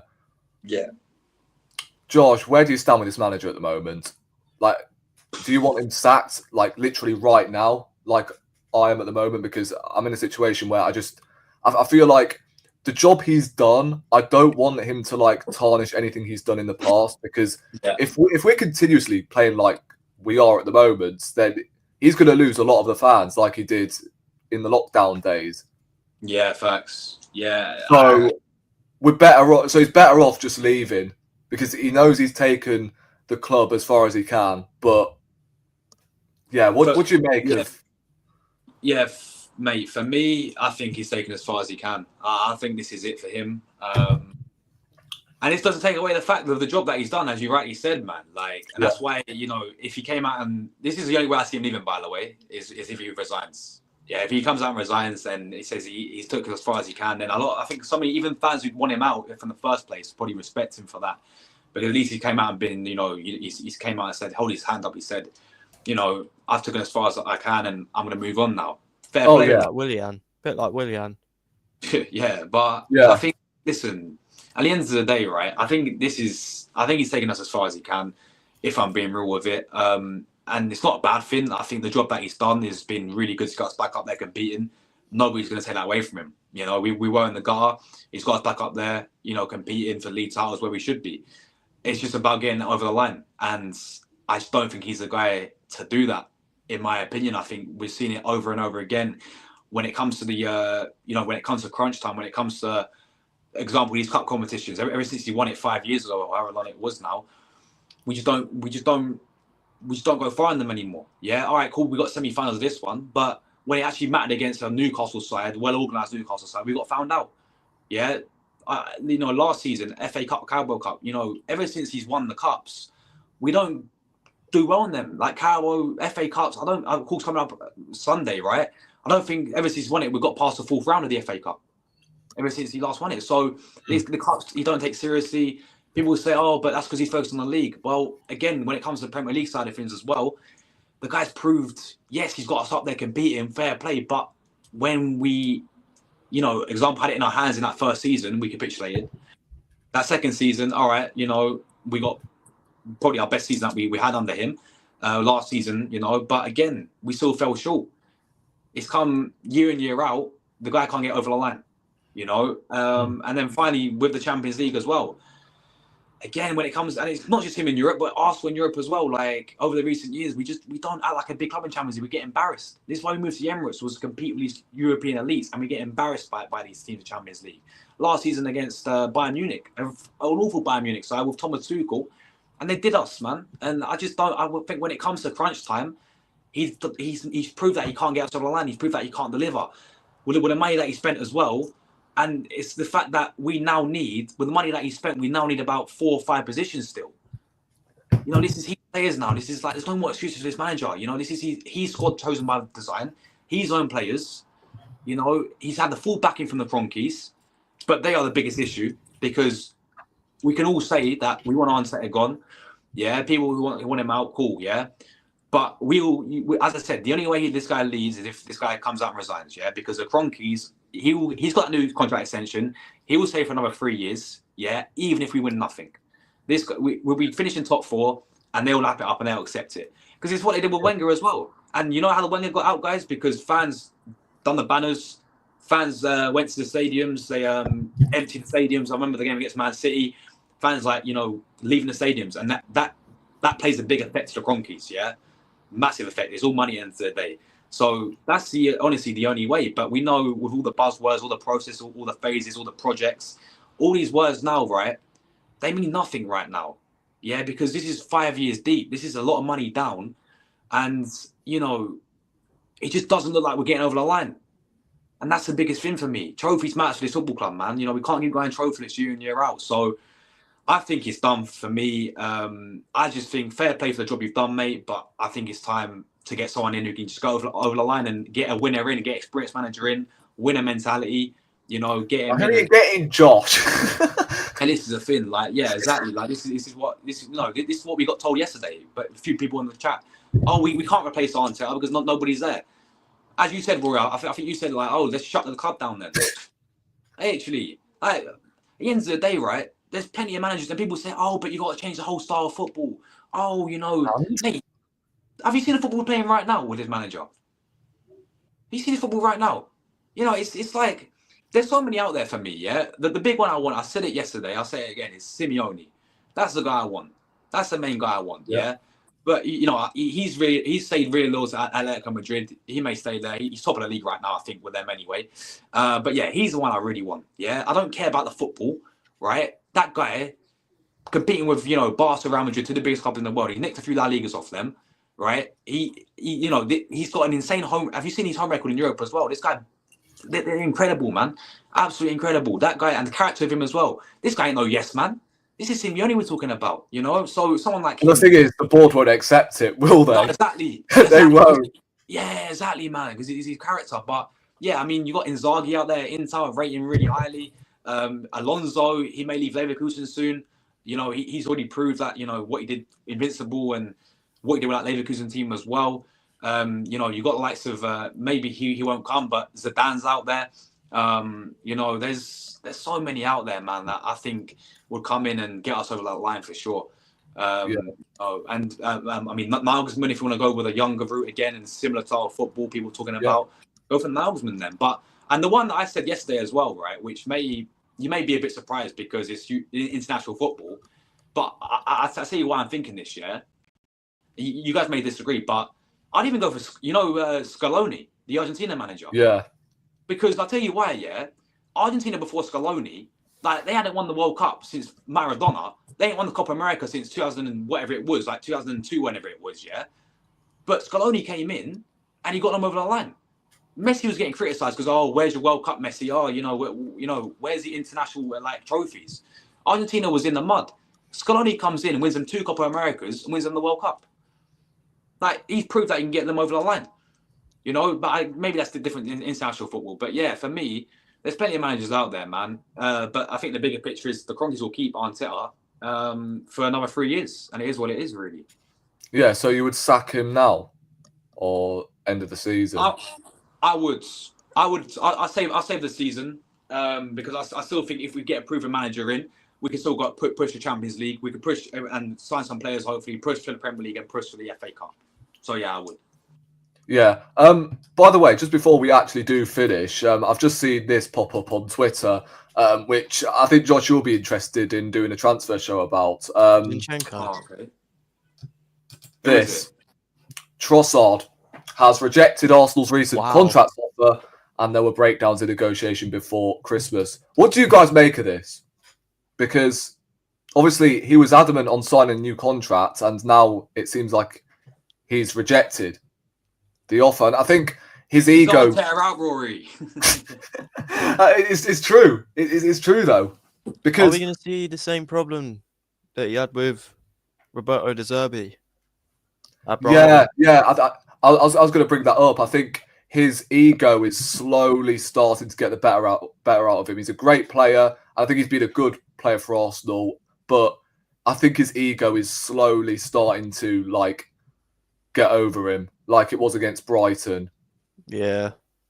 And he thinks he's a top man, but honestly, it's like a Haaland situation, isn't it? Like so egoistical, you know what I'm saying? And it doesn't come back the same player, doesn't back up his shit. That's the problem. That's the thing with Trossard. Like, he's been awful this season, to be honest. I mean, I think he had a good start against Villa. He came off the bench against Villa as well, didn't he? And he got us the second goal. No, sorry, no, the first goal. Partey got the second goal. But yeah, I think he had a good start this season. He's like Trossard from last season, man, because last season he was so clutch, man. The amount of games, I remember the Champions Leagues against Bayern Munich, he scored, against Porto he scored as well. Like, this guy turns up in the big games as well, man. And that's what I loved about him. He come off the bench, yeah. Clutch play off the bench. And yeah, it was really, really good last season. But this season, man, it's just that both of them, man, Martin and Trossard on left wing have been appalling. Yeah. And Havertz lately. it's literally a toss of a coin. Like 1 week it's Martinelli, then it's Trossard, then it's Martinelli. It's like, it's not even like Trossard's being on the bench. It's like Trossard's starting games now, you know, which we've all probably been crying out for because of how good he is off the bench. But when he does start the games, he's so underwhelming. Yeah. You know, so I know there's an offer from Saudi as well. He may end up going Saudi, you know. Yeah. I've also seen that tag on Twitter as well from you, Tom, regarding Zinchenko. He's been linked with Inter.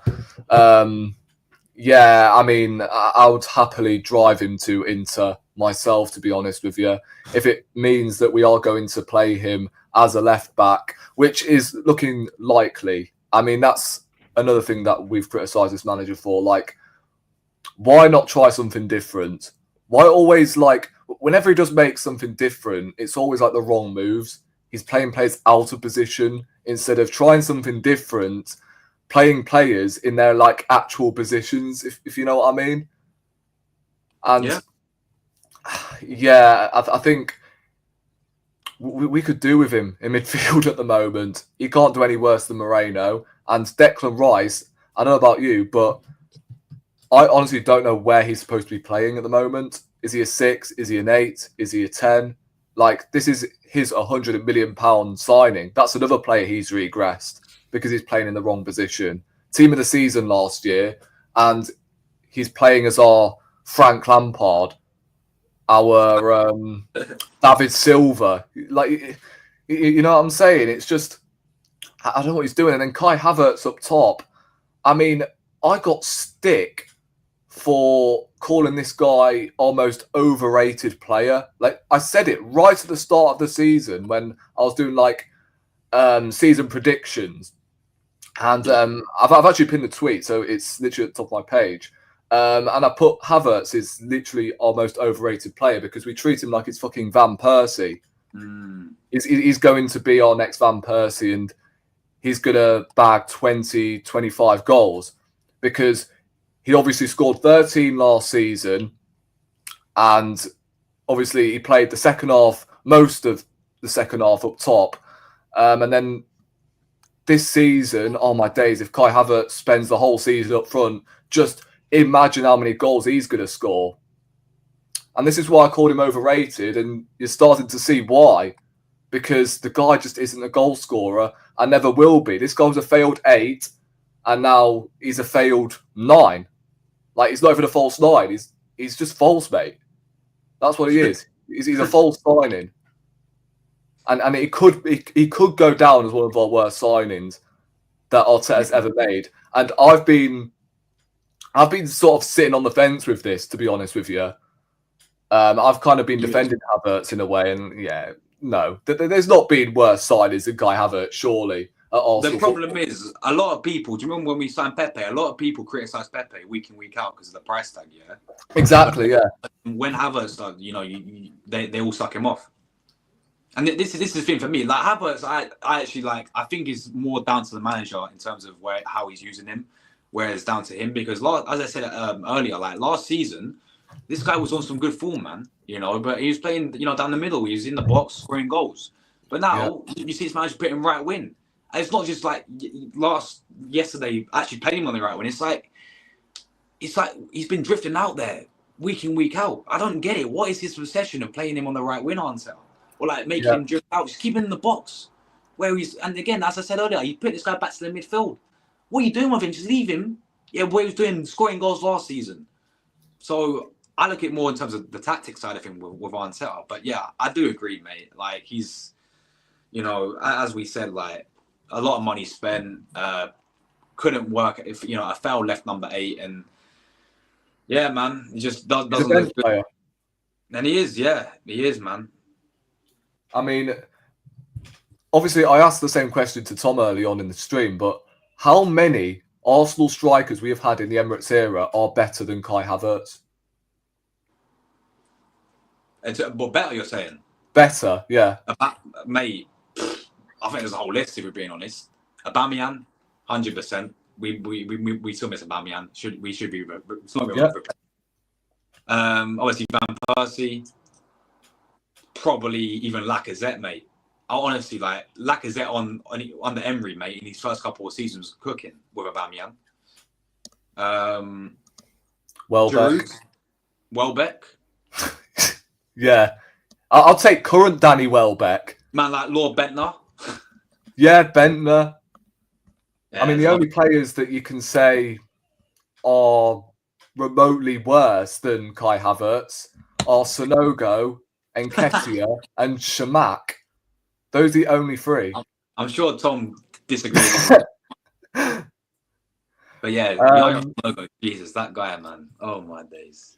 Yeah, what do you guys make of this as well? We should have taken that Saudi money. Personally, I do actually disagree because the Saudi window was open at the time. Yeah. And if we would have let go of Trossard, then we wouldn't have replaced him. Yeah, because exactly. the transfer window in England would have been shut. So I don't think we should have taken the money for. How about now? Like, if they came in, I don't know. Yes, over in January, right? If they came in January and offered money for him, would you sell him? For me, I wouldn't. I wouldn't. Unless you get a proper replacement. The amount of attacking options we've got. Yeah, that's true as well, man. We're cooked in the attack as well. Yeah. Maybe in the summer then, like next summer, we may have to look at it. Oh yeah, definitely in the summer. But the thing is, right, he's another player that has regressed under this manager. He scored 15 goals last season. Similar season to Martinelli, clutch player, off the bench mostly, but he still scored some big goals and bagged 15 goals. One of our best players, one of our best attackers last season, and then he's fallen off a cliff. So, me personally, I don't blame the players. This is obviously a manager problem, and it will always be a manager problem until it gets sorted out. The player I wanted was McAllister and Trossard. I mean, to be fair, he was available for 30 million, wasn't he, McAllister? And Trossard, look, I think Trossard has been a good signing for Arsenal. Yeah, he has, yeah. Yeah, regardless. I mean, we could have got Mudryk instead, so I think we dodged it. Yeah. But McAllister, I mean, considering in that same window, Maddison went for 40 million. I know he's not been the same player since. And then he went for 30 odd million and we signed Kai Havertz. That was literally in the same window. And he was eventually going to play midfield, wasn't he? Yep. Panel, I can't read, fuck's sake. Panel, what I have found out about Arsenal fan base was a guy who's been supporting Arsenal over 50 years, and he got abused by certain Arsenal fans in their early 20s and told him to F off and go and support Tottenham. I find that an absolute disgrace. This man's seen Arsenal win everything. Yeah, I mean, obviously, everyone's entitled to their opinion in it. Like, we're Arsenal fans at the end of the day. Imagine how boring football would be if we all had the same opinion. Yeah, we wouldn't see Seb prime moments. Like popcorn settings. Yeah, innit? Like, this is why we do YouTube, and I'm pretty sure even like the players respect others' opinions. So, yeah, look, I think that's something to. Yeah, that's something I do agree with. Like, it's an absolute disgrace that people are getting targeted, getting called X, Y, Z, and shit like that. I mean, I've received shit before. Luca.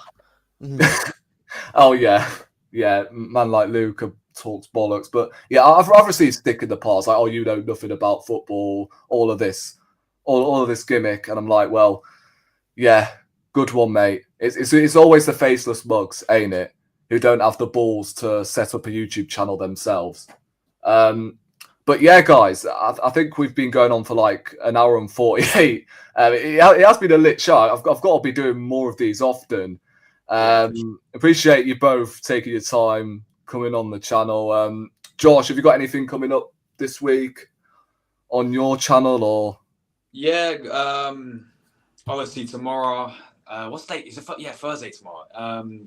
Yeah, I'll probably just do another transfer show, mate, to be honest, because that's all we can really do. You know, I've linked about 100 different players always. We barely sign any of them.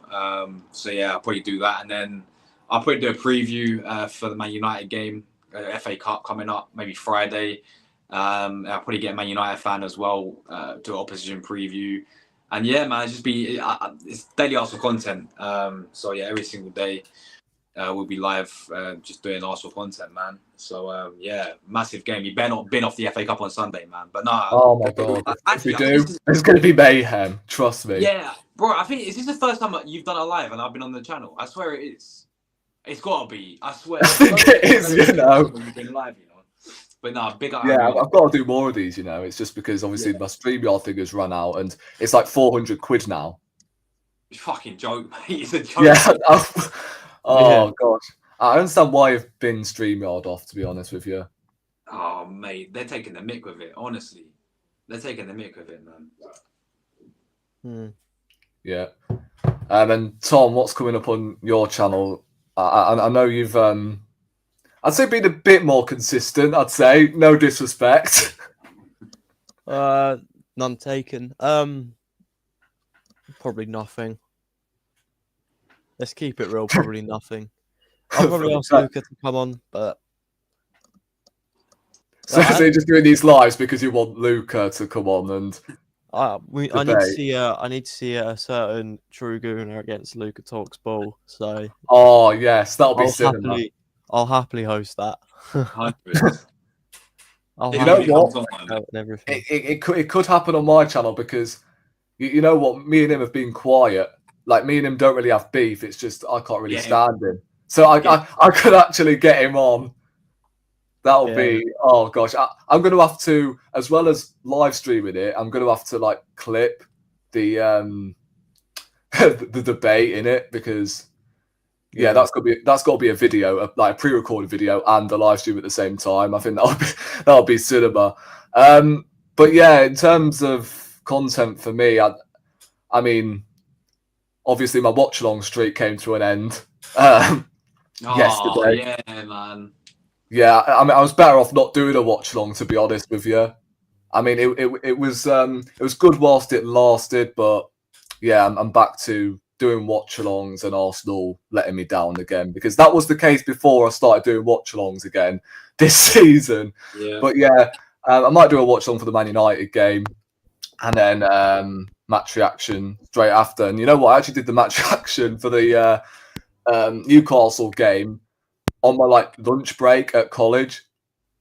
so I literally rushed home when I had like a 2-hour break, and I just did my match reaction first try as well. So I'm proud of myself, and I went on for like. You did a dom, man. You literally did a dom. He does it first try every single video. Yeah, first time, but yeah, I'm pretty sure Dom in every video he's done it first time. Yeah. But yeah, on that bombshell, guys, we're out of here, and yeah, subscribe if you are new, and we'll catch you in the next one. Peace. Come on, you Gunners.